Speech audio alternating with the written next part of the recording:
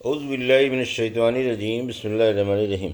الحمد للہ رب العالمین، والصلاة والسلام علی سید المرسلین و خاتم النبیین، اما بعد۔ صحیح بخاری، باب فضائل اصحاب النبی، حدیث نمبر 3868، اردو ترجمہ۔ چاند کے پھٹ جانے کا بیان۔ مجھ سے عبداللہ بن عبد الوہاب نے بیان کیا، انہوں نے کہا ہم سے بشر بن مفصل نے بیان کیا، ان سے سعید بن ابی عروبہ نے بیان کیا، ان سے قتادہ نے، اور ان سے سیدنا انس بن مالک رضی اللہ عنہ نے بیان کیا کہ کفار مکہ نے رسول اللہ صلی اللہ علیہ وسلم سے کسی نشانی کا مطالبہ کیا تو آن صلی اللہ علیہ وسلم نے چاند کے 2 ٹکڑے کر کے دکھا دیے، یہاں تک کہ انہوں نے ہرا پہاڑ کو ان دونوں ٹکڑوں کے بیچ میں دیکھا۔ حدیث نمبر 3869، اردو ترجمہ۔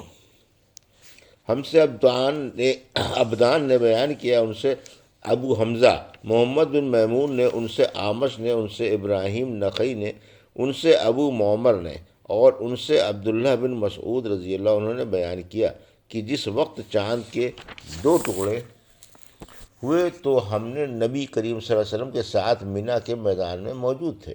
آپ صلی اللہ علیہ وسلم نے فرمایا تھا کہ لوگوں گواہ رہنا، اور چاند کا ایک ٹکڑا دوسرے سے الگ ہو کر پہاڑ کی طرف چلا گیا تھا۔ اور ابو زحا نے بیان کیا کہ ان سے مسروق نے، ان سے عبداللہ بن مسعود رضی اللہ عنہ کی شق قمر کا معجزہ مکے میں پیش آیا تھا۔ ابراہیم نخعی کے ساتھ اس کی مطابقت محمد بن مسلم نے کی، ان سے ابو نجیح نے بیان کیا، ان سے مجاہد نے، ان سے ابو معمر نے، اور ان سے عبداللہ بن مسعود رضی اللہ عنہ نے۔ حدیث نمبر 3870، اردو ترجمہ۔ ہم سے عثمان بن صالح نے بیان کیا، انہوں نے کہا ہم سے بکر بن مضر نے بیان کیا، انہوں نے کہا کہ مجھ سے جعفر بن ربیہ نے بیان کیا، ان سے عراق بن مالک نے، ان سے عبید اللہ بن عبداللہ بن عتبہ بن مسعود نے، اور ان سے عبداللہ بن مسعود عباس رضی اللہ عنہ نے بیان کیا کہ نبی کریم صلی اللہ علیہ وسلم کے زمانے میں بلا شک و شبہ چاند پھٹ گیا تھا۔ حدیث نمبر 3871، ہم سے عمر بن حفص نے بیان کیا، کہا ہم سے ہمارے والد نے بیان کیا، کہا ہم سے آمش نے بیان کیا، کہا ہم سے ابراہیم نخعی نے بیان کیا، ان سے ابو معمر نے، اور ان سے حضرت عبداللہ بن مسعود نے بیان کیا کہ چاند پھٹ گیا تھا۔ حدیث نمبر 3872، مسلمانوں کا حبشے کی طرف ہجرت کرنے کا بیان۔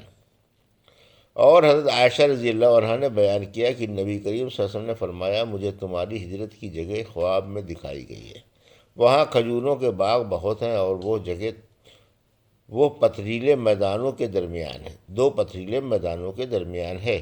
چنانچہ جنہوں نے ہجرت کر لی تھی وہ مدینہ ہجرت کر کے چلے گئے، بلکہ جو مسلمان حبشہ ہجرت کر گئے تھے وہ بھی مدینہ واپس چلے آئے۔ اس بارے میں ابو موسیٰ رضی اللہ عنہ اور اسماء بنت امیس رضی اللہ عنہ کی روایت نبی کریم صلی اللہ علیہ وسلم مروی ہے۔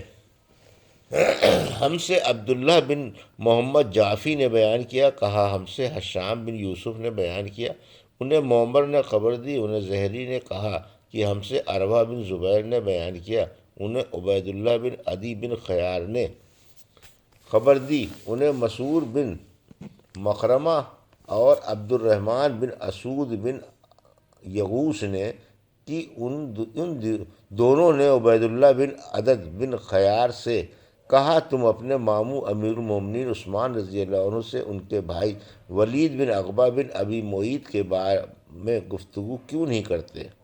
ہوا یہ تھا کہ لوگوں نے اس پر بہت اعتراض کیا تھا جو حضرت عثمان رضی اللہ عنہ کے ولید کے ساتھ کیا تھا۔ عبید اللہ نے بیان کیا کہ جب حضرت عثمان رضی اللہ عنہ نماز پڑھنے نکلے تو میں ان کے راستے میں کھڑا ہو گیا اور عرض کیا کہ مجھے آپ سے ایک ضرورت ہے، آپ کو ایک خیر خواہانہ مشورہ دینا ہے۔ اس پر انہوں نے کہا بھلے آدمی تم سے تو میں خدا کی پناہ مانگتا ہوں۔ یہ سن کر میں وہاں سے واپس چلا آیا۔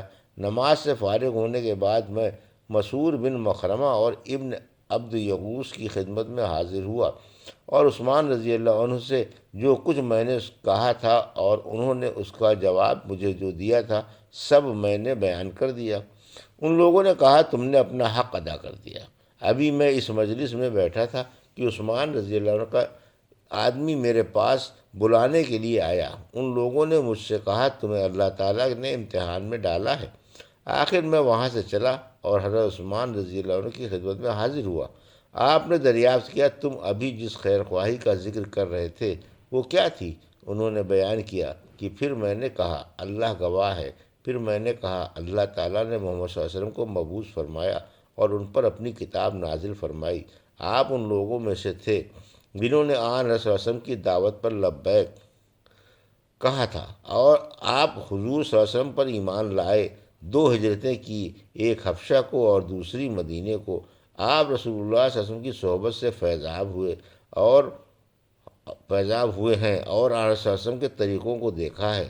بات یہ ہے کہ ولید بن عقبہ کے بارے میں لوگوں میں اب بہت چرچا ہونے لگا ہے، اس لیے آپ کے لیے ضروری ہے کہ اس پر شراب نوشی کی حد قائم کریں۔ عثمان رضی اللہ عنہ نے فرمایا میرے بھتیجے یا میرے بھانجے کیا تم نے رسول اللہ صلی اللہ علیہ وسلم کو دیکھا ہے؟ میں نے عرض کی کہ نہیں، لیکن آن صلی اللہ علیہ وسلم کے دین کی باتیں اس طرح میں نے حاصل کی تھیں جو ایک کنواری لڑکی کو بھی اپنے پردے میں معلوم ہو چکی ہے۔ انہوں نے بیان کیا کہ یہ سن کر پھر عثمان رضی اللہ عنہ نے بھی اللہ کو گواہ کر کے فرمایا بلا شبہ اللہ تعالیٰ نے محمد صلی اللہ علیہ وسلم کو حق کے ساتھ مبعوث کیا اور آپ صلی اللہ علیہ وسلم پر اپنی کتاب نازل کی تھی، اور یہ بھی واقعہ ہے کہ میں ان لوگوں میں تھا جنہوں نے اللہ اور اس کے رسول صلی اللہ علیہ وسلم کی دعوت پر ابتدا ہی میں لبیک کہا تھا۔ آن صلی اللہ علیہ وسلم جو شریعت لے کر آئے تھے میں اس پر ایمان لایا، اور جیسا کہ تم نے کہا میں نے 2 ہجرتیں کی۔ میں آن صلی اللہ علیہ وسلم کی صحبت سے فیضیاب ہوا اور آپ صلی اللہ علیہ وسلم سے بیعت بھی کی۔ اللہ کی قسم کہ میں نے آپ صلی اللہ علیہ وسلم کی نافرمانی نہیں کی اور نہ کبھی خیانت کی۔ آخر اللہ تعالیٰ نے آپ کو وفات دے دی اور حضرت ابوبکر رضی اللہ عنہ خلیفہ منتخب ہوئے۔ اللہ کی قسم کہ میں نے ان کی بھی کبھی نافرمانی نہیں کی اور نہ ان کے کسی معاملے میں کوئی خیانت کی۔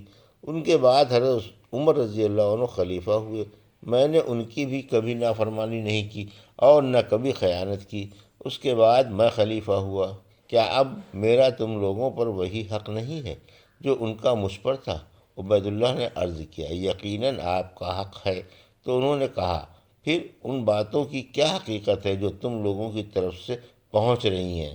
جہاں تک تم نے ولید بن عقبہ کے بارے میں ذکر کیا ہے تو ہم انشاءاللہ اس معاملے میں اس کی گرفت حق کے ساتھ کریں گے۔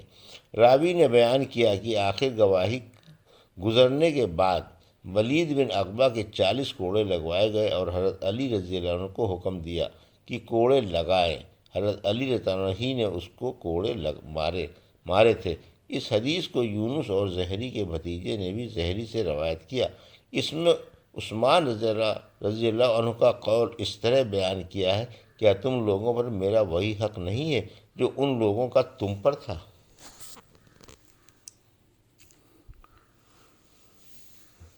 حدیث نمبر 3883 اردو ترجمہ۔ مجھ سے محمد بن مسنہ نے بیان کیا، انہوں نے کہا ہم سے یحییٰ بن سعید قطان نے بیان کیا، ان سے حشام بن عروہ نے بیان کیا، کہا ہم سے ہمارے والد عروہ بن زبیر نے بیان کیا، اور ان سے عائشہ رضی اللہ عنہا نے بیان کیا کہ ام حبیبہ اور ام سلمہ نے ایک گرجے کا ذکر کیا جسے انہوں نے حبشے میں دیکھا تھا۔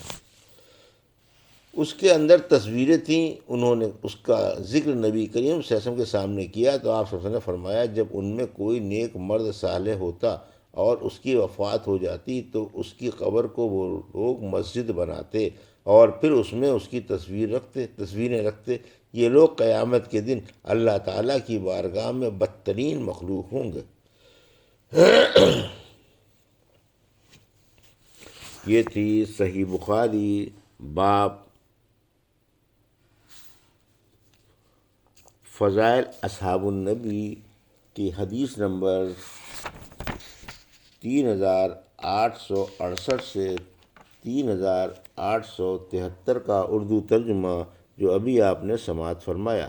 اللہ سے دعا ہے کہ اللہ ہمیں حدیثوں کی صحیح سمجھ عطا فرما اور ان پر عمل کرنے کی توفیق عطا فرما، آمین یا رب العالمین۔